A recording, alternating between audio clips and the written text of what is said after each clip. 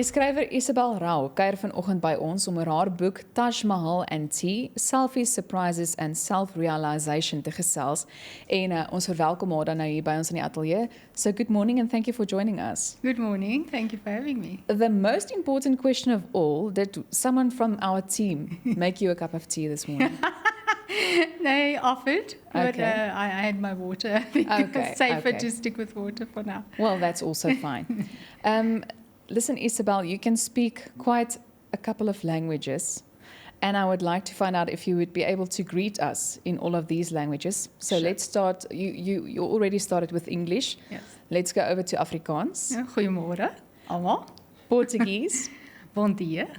French, Bonjour. German, Guten Tag. Hindi, Namaste. and Spanish. Buenos dias. That is very impressive. Your name? Hæ? Wat is jou? Dumela.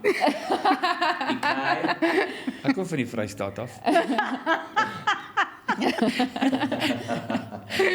Well, that was very impressive, Isabel. But I would actually like to start with your background. I mean, you Sure. were born in Mozambique Yeah. and grew up in Uitenhage, South Africa. That's right. So just give us a little bit background. Yes, so my parents are both from Portugal. So, my dad came to work in Mozambique shortly after they married. And then my mom joined him there, and then I was born there. That's how I came to be born there. And then I actually came when I was quite young. We came when I was about 3 to Johannesburg first, just for a few months. So I actually started school in Johannesburg through my first sort of through sub A, sort of halfway through sub A. And then the other half of sub A, we had gone to Uitenhage, and it was there that I did the rest of my schooling to matric, and then I went to UPE. University of Port Elizabeth, and that's where I studied. I did BA languages mainly, and 2 years of psychology as well. From there, I decided that I wanted to work in the arts. I was always very interested in movies and entertainment, but not in front of camera, preferably behind camera. So. I joined the SABC actually at the time as a radio technician, which was also bizarre. But it allowed me to work for the Foreign Language Service on radio and do the sort of quite different part of the radio side. And then I also worked in the PR side at the SABC. So I worked there for 5 years. Then because I love to travel, I decided to also see if I could work for a travel agency for a year, which did mainly corporate stuff. So I did that. Wasn't for me, but it was interesting anyway, because again, with travel, it's nice to talk about different places. And then I joined Skrywer at the time, starting as a secretary and assistant, because for me, I'm not big on titles and things. I think it's more about access and you know, that you go to places that you want to grow your interests. Yes. So I joined, and I had a lot of great mentors and a lot of great opportunities, and people gave me opportunities to work through the ranks, basically. And it so happened that then I was able to become a CEO of a division, which was the first time a female had actually headed up that division in South Africa. Very impressive. Which yes. was really cool. I liked the thought of it. It was the only reason that I actually applied. I was asked to apply because I didn't automatically apply because I, didn't think the chances were that high, considering the background of that position had never been, for females. But it was again to, sort of try and crack the ceiling a little bit in that sense. So I went there and did that, and that's where I've been basically. And then also now, sort of mentoring and for my successor, which I've just actually handed over to this year. Yes. So my succession plan worked out perfectly, and I have always worked with excellent teams and excellent people. And I think the teams you have are what make you successful, actually. Yes. So that's been my journey in the movie industry, which I've been in for over 30 years now, and it's my passion. I love movies, so my passion for India is another passion, obviously. And I want to get to that because I love this book. Thank you. What made you decide to visit India? Decide first, I think so. actually the journey started a lot earlier. So 12 years ago, we were doing Bollywood distribution of Bollywood films through Skrywer, which is now Filmfinity is our division. Our business is a standalone business now, but it's the same entity as the old Skrywer Entertainment. Just it's now owned, obviously, privately. And so basically, when we were doing that, I went to India twice on business, like a normal business trip, you know, staying in hotels, and you just really move in air-conditioned cars from one place to another. And I always think when you're in a foreign country with a foreign language, if you can say at least 3 things in that language, it sort of makes people more comfortable and makes people, you know, sort of more open to the conversation. And so when I came back, I thought I must actually learn a little bit of Hindi to, you know, keep sort of communication going on that. And that's what happened. The consulate here offered classes on a Saturday morning, which suited me, obviously, from a work point of view. And I joined that. And I luckily got this teacher who was a proper teacher who taught you not just the language, but also about the culture and everything else. So I always say I started studying for business, but I stayed studying for him and for the love of the country. And because I'd been there, I loved India when I went there the first time, even though I was quite secluded and hadn't had the proper experience. Between those 2 things, you know, it sort of grew in me a love of the people and the culture. And then it just so happened that obviously this particular trip came about because my teacher, so the teacher that I started with is not the teacher that I ended with. He still was teaching. But what had happened is that my hosts that I stayed with in India, which I now call my family, but my India family, Yes. they had been sent here for 3.5 years because he was the chief manager at the Bank of India. And so his wife was an ex-teacher and she was allocated to me for 3 years to study. And so we forged this friendship only through class. We never actually here met outside of class. But she kept inviting me once they went back to visit and so on. So it was, you know, a natural thing. And then I did that and took her up on the opportunity. You've referred to Bollywood. We've only got a couple of seconds left, so I would just like to find out, do you like the king of Bollywood, Shah Rukh Khan? I do. That's very a good much. answer. Ja, me too. Ek het ook 'n vraag. What's your favorite Bollywood movie, Elsa? Myne, I would say Don.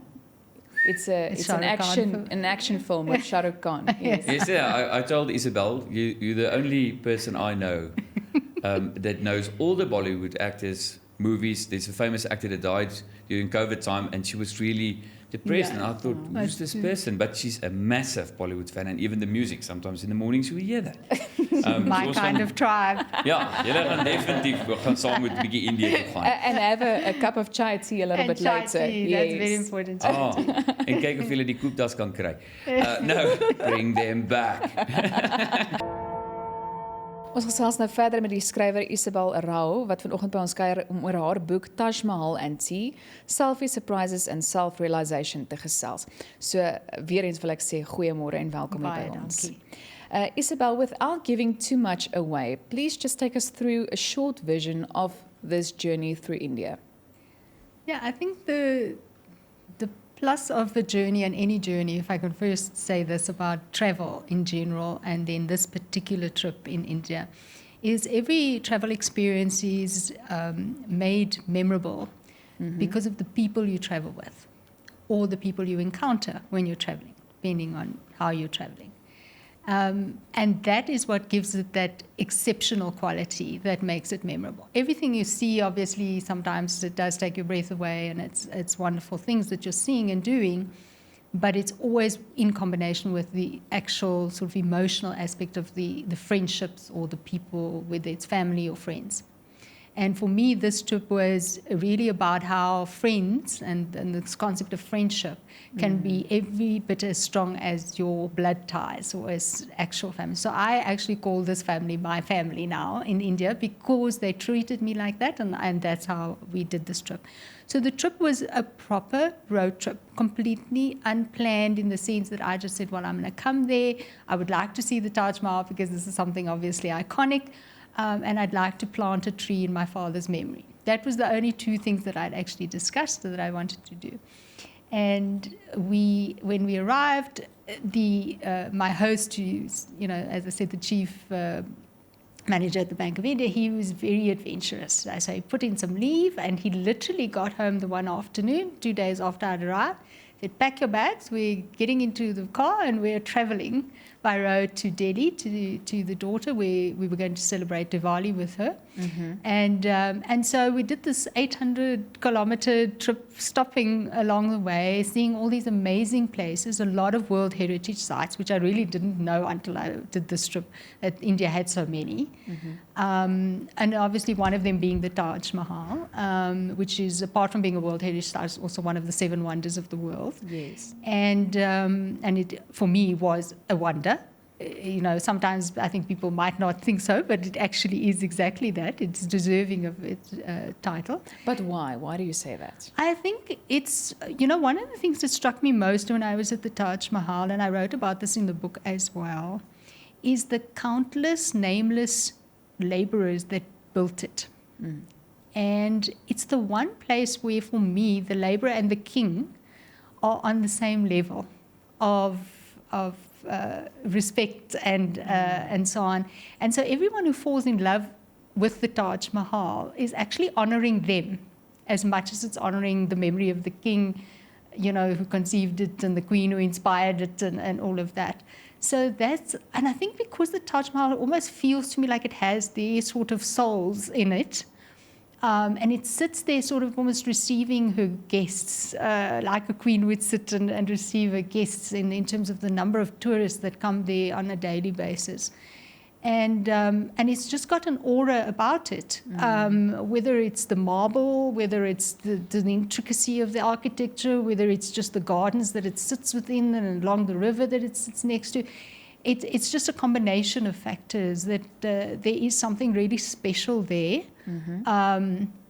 And I think it's made special, as I said, by the sort of, the inspiration of the laborers who created it. So of all the places, and of course laborers created all the places we saw, but here at this place, it stands out more for me in terms of it. And it is intricate and just beautiful. It just is asemrowend, as they would say. It just takes your breath away. I was blown away by the experience. And the nice thing about the Taj Mahal, I guess, also is that you don't immediately see the Taj. So it's not like, other places where you're driving along the highway or you're driving in the road next to and you immediately spot what it is that you're visiting. The Taj is within a precinct, so you actually park quite far from it. You have to take the official transports, whether it's the bus or the rickshaw or whatever it is, to the entrance. And even at the entrance, you don't see it. Yes. You have to actually walk through a different area to come upon it, basically. And I think anything that you come upon is always something that can take your breath away, because you know. Yes, but now, Isabel, I would like to find out, because, this is a very important question, I think. How important is it to explore and embrace other cultures and diversity around the world? I think it's extraordinarily important. I think my motto is to travel always with an open mind and an open heart. And if you do that, you will always be able to respect the diversity you come across, and you will also always be able to adapt. Because it's not, when you go to a foreign country, for me, if you want to be comfortable and see only what you are familiar with, then you shouldn't travel. Because that's not the point of the exercise. The point of the exercise is to open your mind and your heart to new thoughts, new things that you see or you hear. And sometimes there's things you might still disagree with, but it's good to hear the other point of view. So, when I was in India, for example, even with my hosts, they were quite atypical Indian in the sense that they weren't very religious. So they didn't follow any of the sort of prayer rituals, but they did all the festival rituals. So that was interesting for me as well. And we could have a discussion about whether it was the caste system or arranged marriages or anything that was foreign to me or my culture or my background, without judgment. So it was listening basically just to what is the point of view that people have. Yes. And you don't have to agree, you just have to hear it. And I think it's very important, if you do travel, to get that. And of course, the world now is such a much smaller place, considering how connected we are with technology. And I think COVID is proving how connected we are, obviously. So I don't think that's ever now a debatable point. You are connected to the rest of the planet somehow. And we all have backgrounds that are merged somehow into other cultures as well. So I think it's very important, and the more you can do it, and not everybody can do it. And really for me, this is why a book like this, for example, which is not really a historical book or, written about, to point out necessarily the intricacy of architecture or anything like that, but it has bite-sized history and bite-sized references, which I hope make people inspired to want to visit India anyway. And I'm sorry for interrupting you, but I mean, please. if I take a look inside the book, there's a lot of pictures or photographs, that really takes us through your journey, which is very, it's excellent to me, if I can just put it that way. But I would like to point out, you've written about your surprises, also your self-realization moments, and I wish there was a little bit more time to elaborate more on that. But why should people read the book, and who should read it? I think why you should read it is that it will, tell you obviously about this warm and hospitable culture and, a people that will treat you always like family, even when you come as a foreigner and no matter where you come from. And I think that's an extraordinary thing to experience. And the things you will see will be extraordinary as well. And so you will either learn something or you'll feel something, but you will get something from the book. I wish we had more time, but thank you so much for joining us and taking us a little bit through your journey. En ja, daar het jy dit kry, maar hierdie boek, ek dink dis iets wat almal behoort te lees. So thanks again and namaste. Namaste. Thank you very much, everybody. It was a pleasure to be here. Ek gaan vir hom nou by Elsa afrokkel. Kom ons gaan groei.